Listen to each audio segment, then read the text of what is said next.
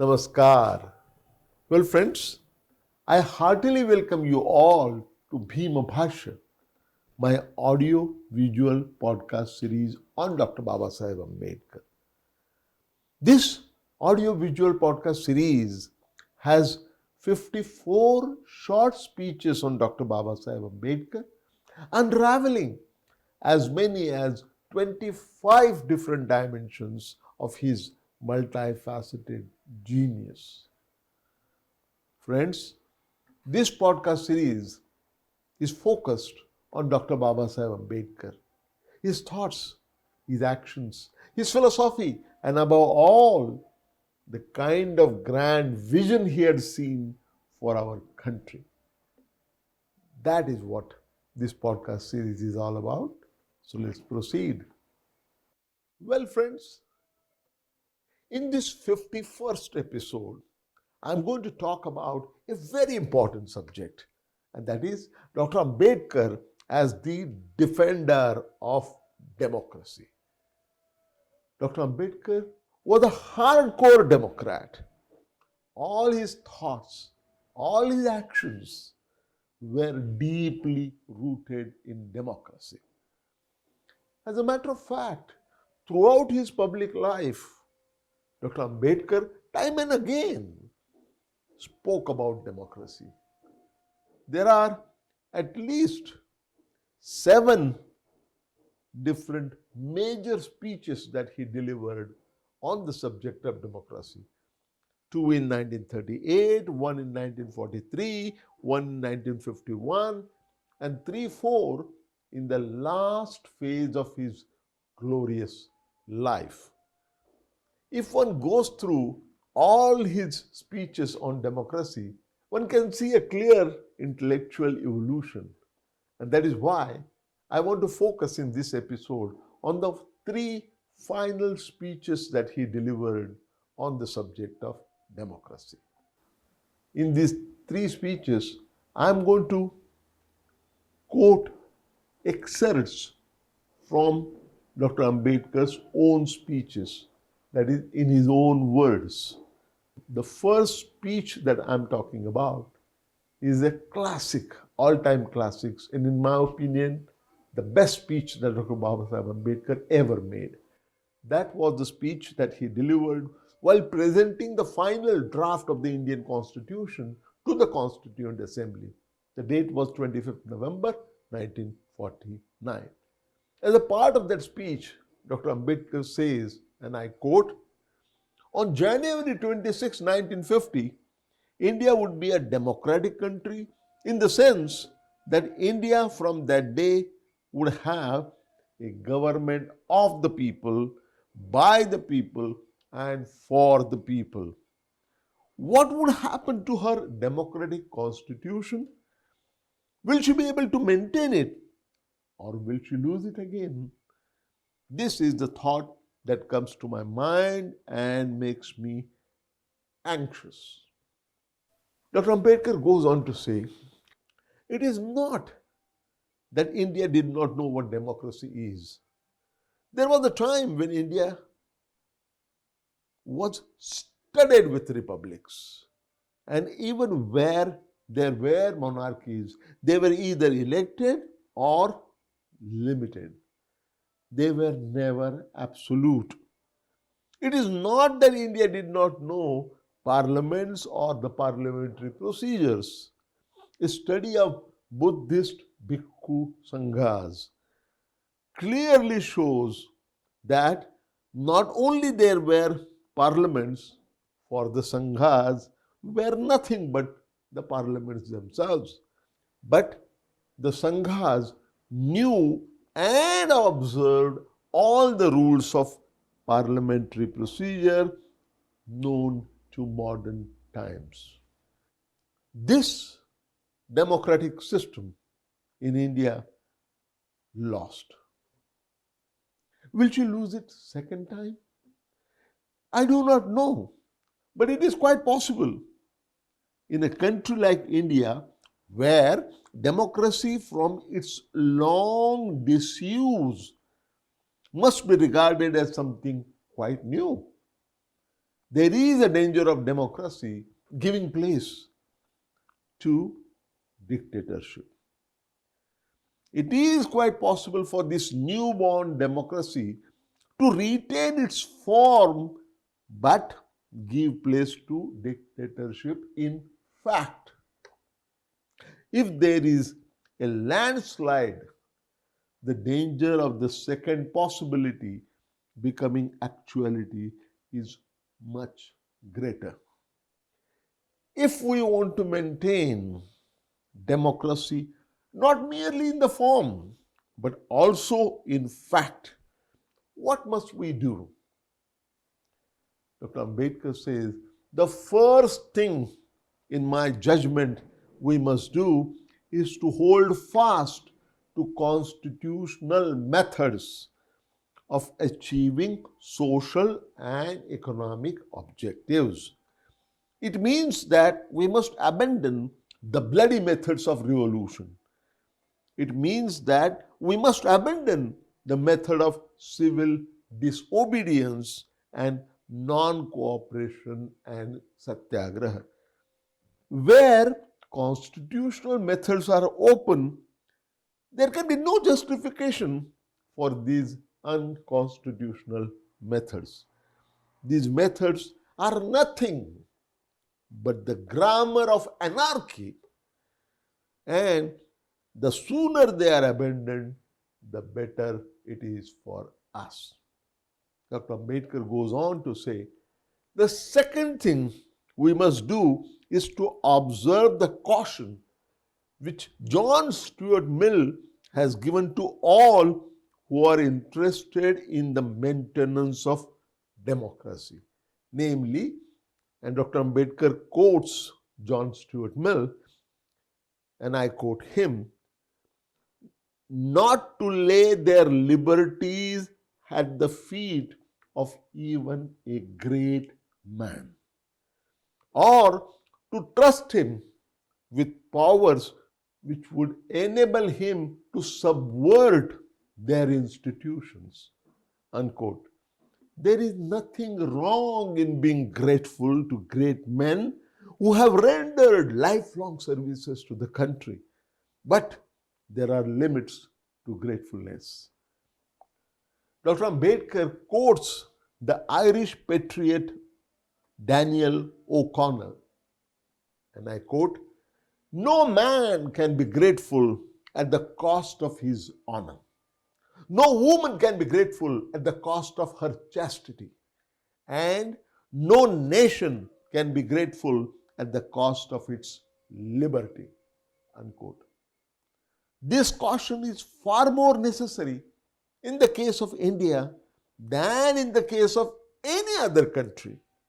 For in India, bhakti, or what may be called the path of devotion or hero worship, plays a part in its politics unparalleled in the magnitude by the part it plays in the politics of any other country in the world.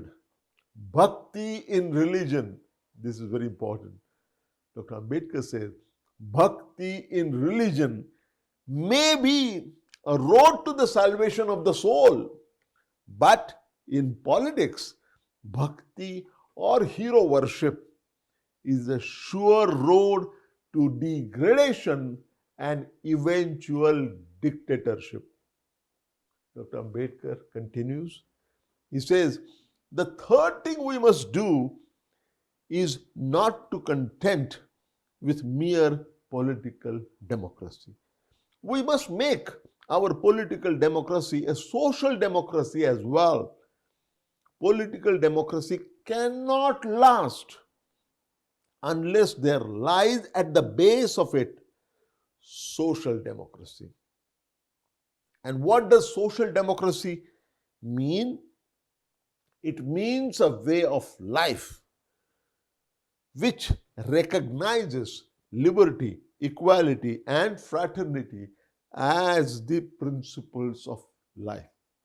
These principles of liberty, equality, and fraternity are not to be treated as separate items in a trinity. They form a union of trinity in the sense that to divorce one from another is to defeat the very purpose of democracy.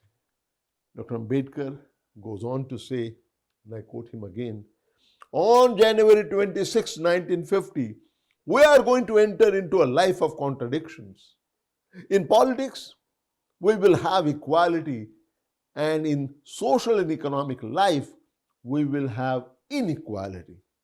In politics, we will be recognizing the principle of one man, one vote, and one vote, one value. In our social and economic life, we shall, by the reason of our social and economic structure, continue to deny the principle of one man, one value. How long? How long shall we continue to live this life of contradictions? How long shall we continue to deny equality in our social and economic life? If we continue to do so, if we continue to deny it for long, we will do so only by putting our political democracy at peril. We must remove this contradiction at the earliest, or else those who suffer from inequality will blow up the structure of political democracy that this assembly, that is, this constituent assembly, has so laboriously built up. Unquote. This was a path-breaking speech on democracy that Dr. Ambedkar gave while presenting the final draft of the Indian Constitution on November 29, 1949. The very next day, the Constitution was approved, and 2 months later, India became a republic. Dr. Ambedkar's second speech that I would like to talk about in this episode is a speech that he delivered after India became a republic, that is on December 22, 1952. And this was the address given at the Pune District Law Library, Pune. Here, Dr. Ambedkar is more specific about the conditions, the preconditions for success of democracy. He says, and I quote him, "The subject which I am going to speak to you this evening is, according to my wording of the subject, conditions precedent for the successful working of the democracy." Unquote. What are the conditions precedent which must exist in order for the democratic form of government? What are the conditions precedent which must exist in order that the democratic form of government may continue to work without any kind of hindrance? Dr. Ambedkar said, and I quote him, "My definition of democracy is this: a form and a method of government whereby revolutionary changes in the economic and social life of the people are brought about without bloodshed." Unquote.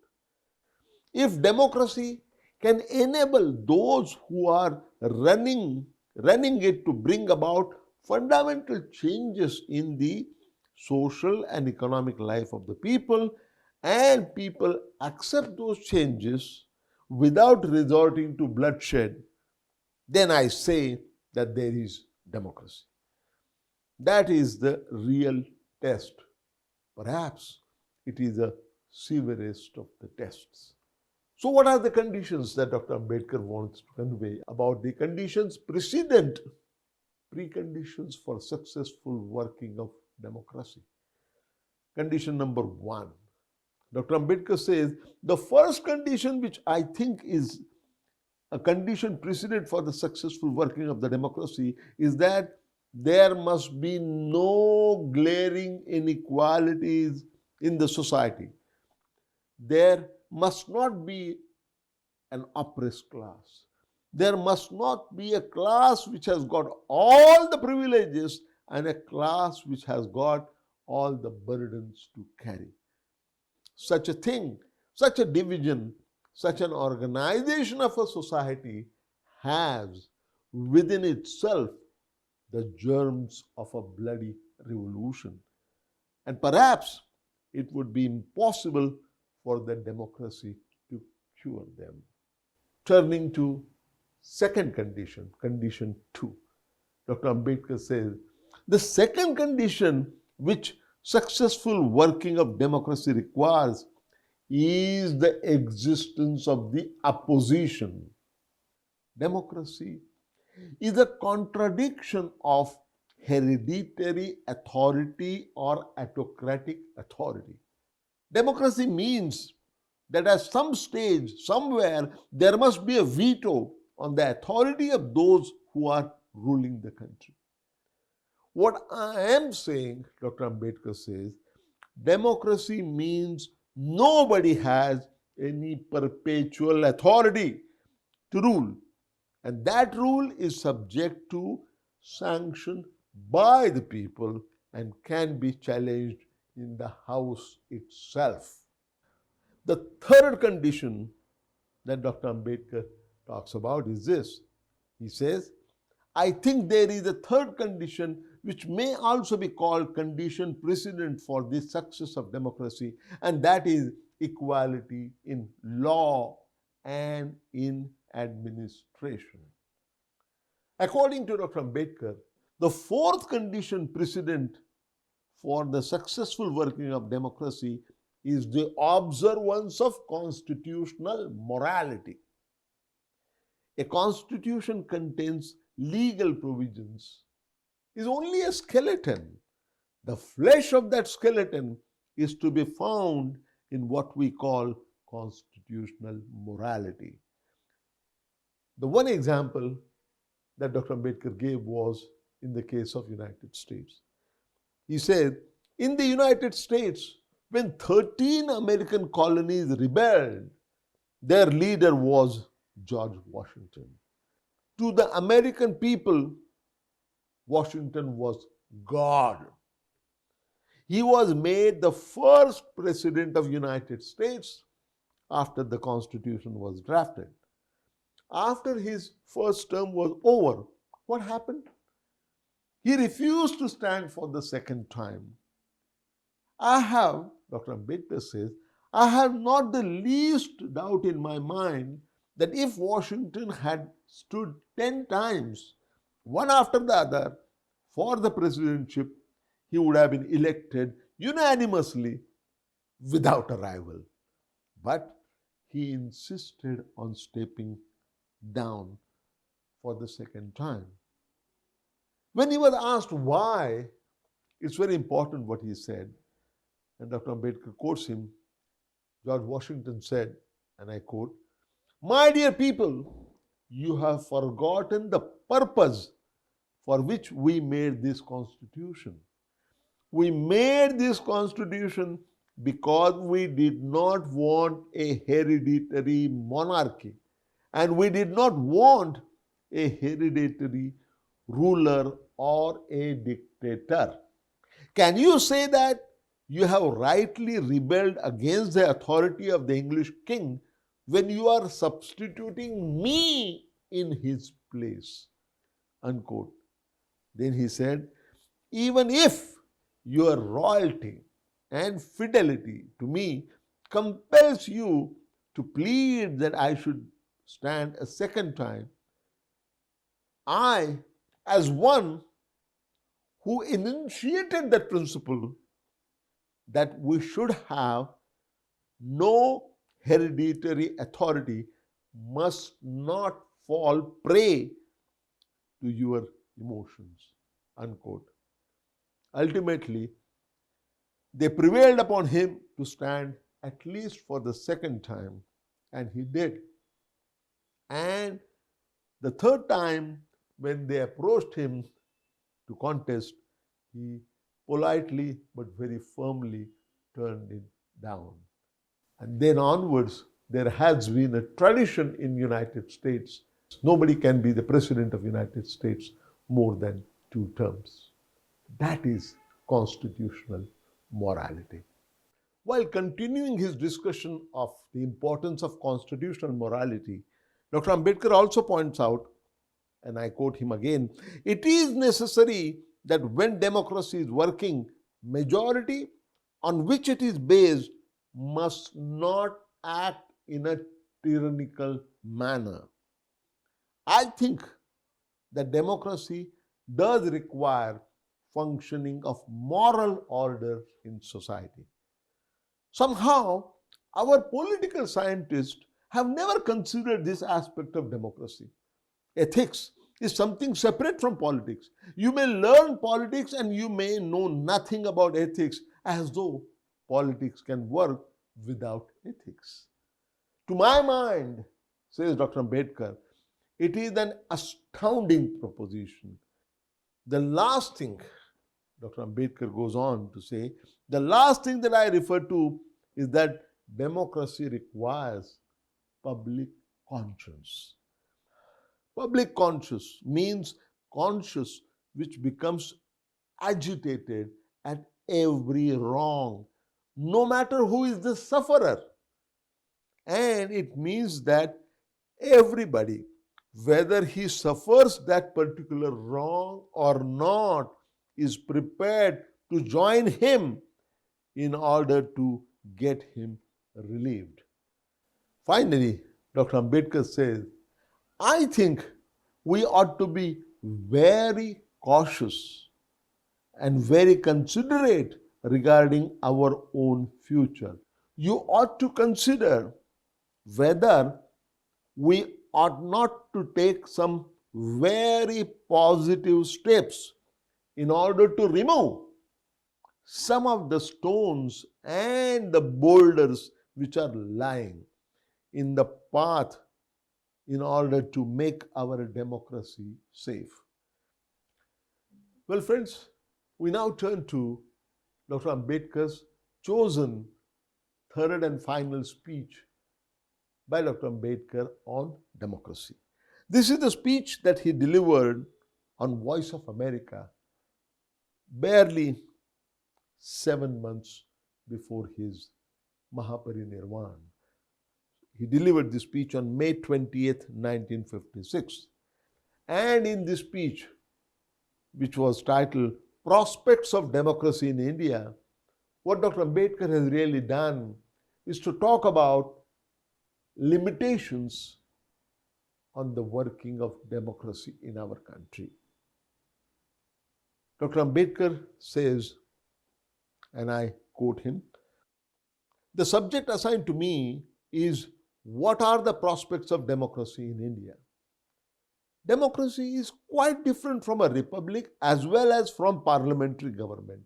The roots of democracy lie not in the form of government, parliamentary or otherwise. A democracy is more than a form of government. It is primarily a mode of associated living. The roots of democracy are to be searched in the social relationship in terms of associated life between the people who form the society. What does the word society connote? To put it briefly, when we speak of society, we conceive of it as one by its very nature. The qualities which accompany this unity are praiseworthy community of purpose and desire for welfare, loyalty to public ends, and mutuality of sympathy and cooperation.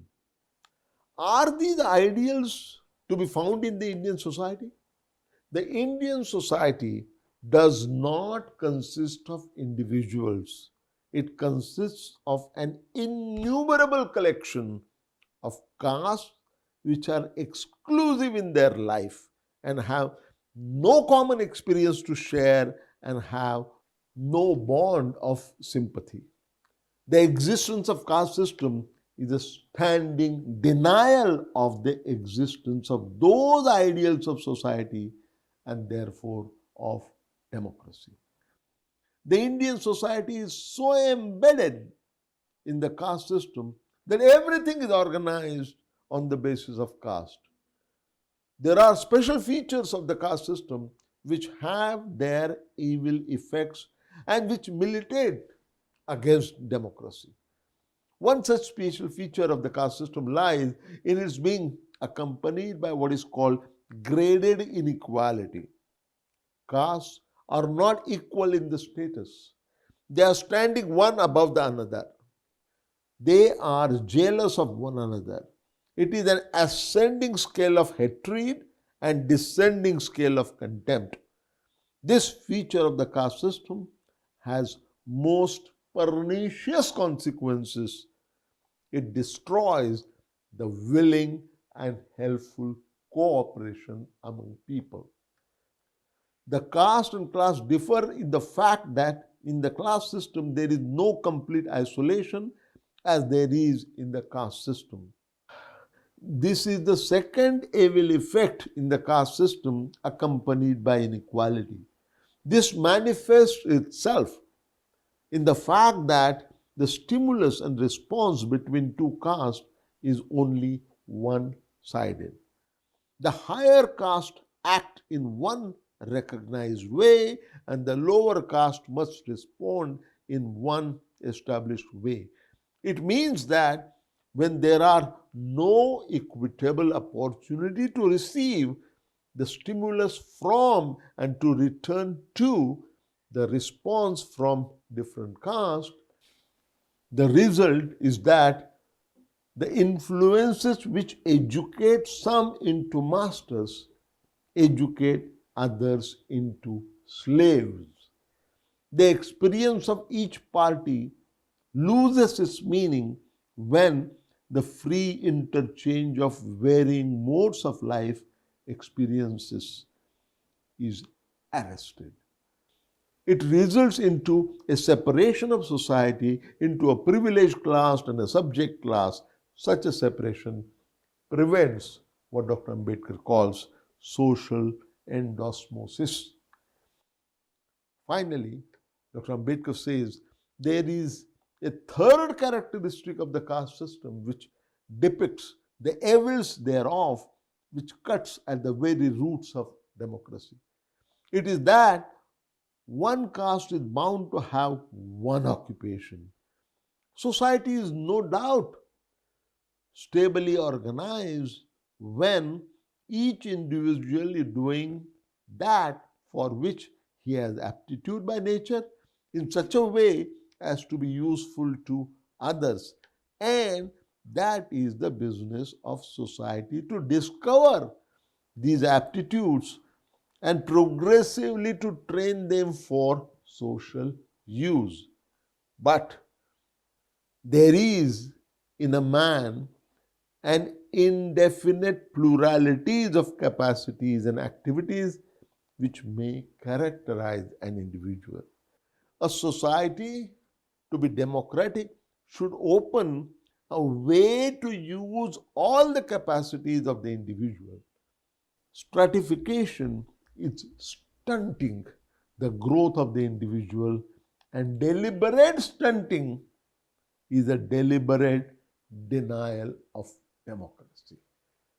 So in this speech, which is clearly quite bitter, in this his final speech on democracy, Dr. Ambedkar explains the pernicious effect that the caste system has on the working of democracy in our country.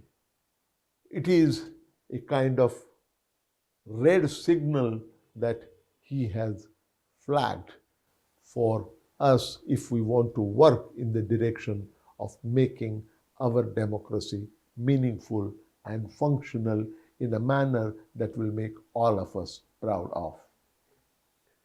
Well, friends, let's conclude this session here. So long until we meet again real soon. Thank you. Namaskar.